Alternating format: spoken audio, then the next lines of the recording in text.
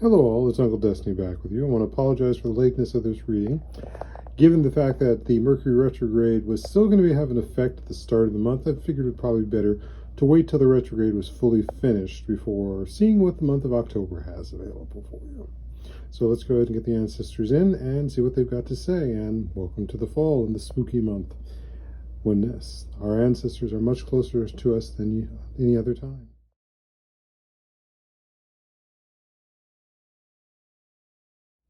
So unfortunately, we do not have our Adinkra here to provide light, just because I'm having to work in a different space today. But we do have our dice, which is number 12 in the 12th house. And the 12th house is about endings, healing, closure, and spirituality. So anything and everything that's going on here is going to have its leanings towards the aspect of endings, healing, closure, and spirituality. So as we look at this, here we've got our main bones, we have our shell, we have our copper piece as well as our quartz piece. Now this one is social, this one is work, that one is home. We'll go ahead and start here with the social bone. As you can see, the social bone is on top of a couple of the balancing bones at the tail, but most especially the end of the tail, the balancing, twitching portion of it. The one that also has the greatest mobility, but also the point of maintaining the balance. On top of the copper piece. So Spirit's involved in all this. So Spirit's really wanting us to look very much at what we're dealing with the endings, what we're dealing with the healings, what we're dealing with the closure and the spirit. Included, this is supported by the shell, which we've got on the inward side. So again, this is about the internal standpoint, the stuff that is closer to us. And we also have, again, support here and inspiration with these bones, as well as the balance of the spine bones. So the question is, what is being balanced or needing to be balanced in our social relationships that we normally wouldn't have been thinking about? What are the things that are in our social relationships that now need to come to end? In some cases, it is feuds. In some other cases, it may be that relationships need to come to an end, or at least the understanding of what people are expecting those relationships to be. And especially if they're going to be closed, how can they be closed for the path of healing? Because sadly, one of the things that comes to mind is that not everybody is capable of providing the healing that is necessary for closure to happen. So how can an individual or individuals find it for themselves? How can there be others that can serve as stand-ins for it if someone is not capable or yet ready to deal with closure and healing? But spiritually, we know that there's a part that needs to be moved on. Now, that also is where we have the quartz piece being in close proximity here, because again, it is about crystallized memory. It is the memory we can essentially pick up and turn and shape around to see from the different angles. And there's also that sense of spirit. Is there a sense of spirit in what we are assessing that we need to understand about letting go? And there is the balancing bone here, and we have two different spinal bones. So there is balance that we're seeking, and that can be balance between both emotions as well as our logic. But we also have to have a lot of logic involved in this too. So we are also heading toward, here in the States, or it's going to be October, so we're the month before elections, which happen in November. And this is very much a time to be looking at and balancing out what we are seeing with those that we're going to be making decisions on in November. And if you vote early, it's again, what are you making these decisions on? Are you making it from a place that you want to bring some problems to an end?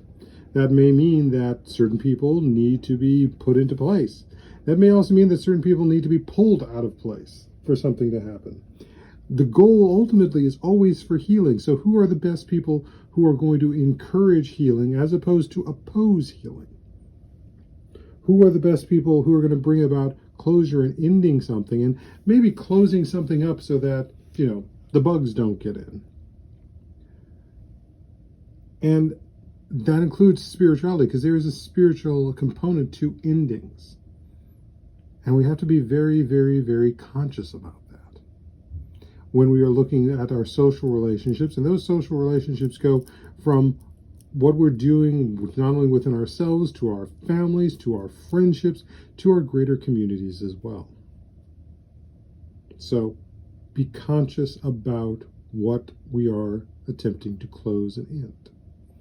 Now when we go up here to our work bone, we've got again a number of our balance or inspirations. So Spirit wants us to be inspired to work with what's coming through and be open to new messages and new thoughts. But we also need to balance that with a number of the spinal bones. So it's the thought. We have some balancing bones here, but most especially this one here, which oftentimes reminds me very much of the pelvic.